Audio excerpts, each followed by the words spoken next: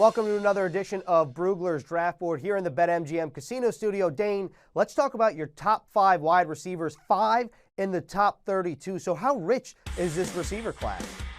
It's extremely deep. It's both top heavy, and then there is terrific depth, second, third round into day 3. And honestly, that's going to be one of the interesting storylines of the first round this year, because even though we have some talented receivers at the top, we might not see any go in the top 10 because teams are going to be more likely to take a tackle or take a different position and wait because they know they can get a wide receiver in the second round. And so because of that, we might not see a receiver go in the top 10. And if that happens, teams like the Jets at number 11 and some other teams in the teens in the mid-first round could end up getting terrific value on some of these receivers. Well, your number 1 receiver, number 9 prospect overall, Oklahoma, CeeDee Lamb. Why does he separate himself compared to somebody like your second receiver in Jerry Jeudy? Well, I think the ball skills really stand out. His focus, his finishing skills, they're both above average. He makes those difficult catches look easy.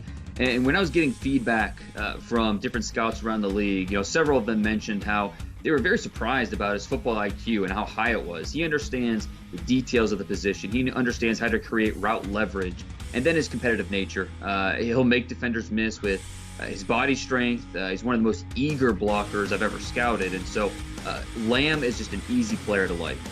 CeeDee Lamb at number 9, Jerry Jeudy out of Alabama at number 11. What makes him your second wide receiver of this bunch?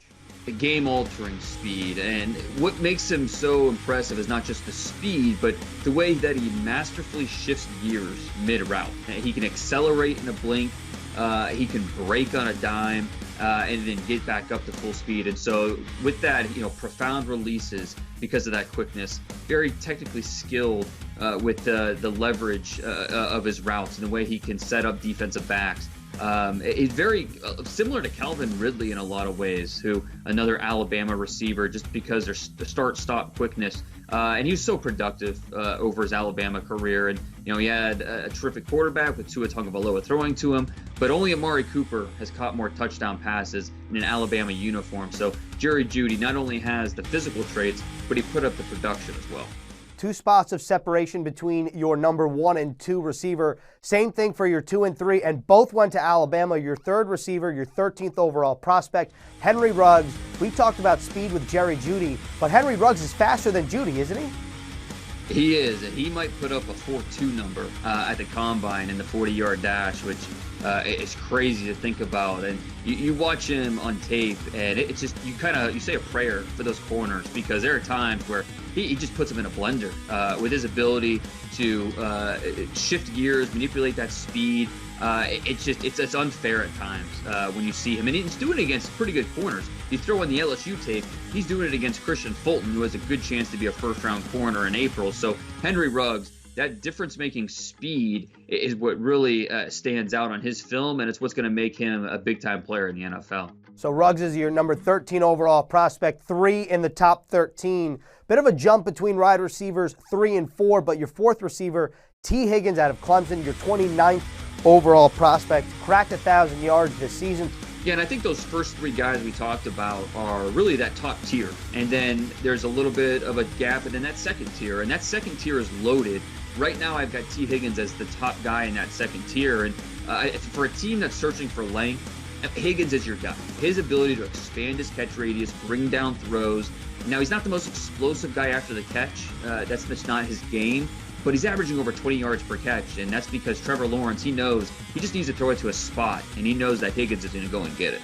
So let's wrap up your top 5 receivers with somebody that you were extremely high on in the beginning of the season. That's Colorado wide receiver Laviska Shenault. So what happened to Shenault this season that he slid down to number 5 for you? Well, I think, first of all, it's just a loaded class, and there's not a ton separating these guys. And something as little as durability and reliability is something that could hurt a player, and that could be the case with Shenault, who, he's physically impressive. He's a well-put-together athlete. You love the play strength. His ability after the catch, and we talked about how with T. Higgins, not necessarily a huge strength. For Shenault, it's the opposite. That's after the catch is where he really shines. He almost looks like a running back. But that's also why, there's a little bit of concern about his durability. At Colorado, they use him in the Wildcat. They use him a lot on underneath patterns and let him be that guy after the catch, using that acceleration, using that toughness, just his natural instincts as a ball carrier. But sometimes that leaves him open to more hits, and that durability is something that you worry about moving forward when in the NFL, hits are only harder and defenders are only faster. 5 receivers in your top 32. There you have it. Another edition of Brugler's Draft Board here in the BetMGM Casino studio. Dane, thanks a lot. We'll see you next week. All right. Thanks, Ethan.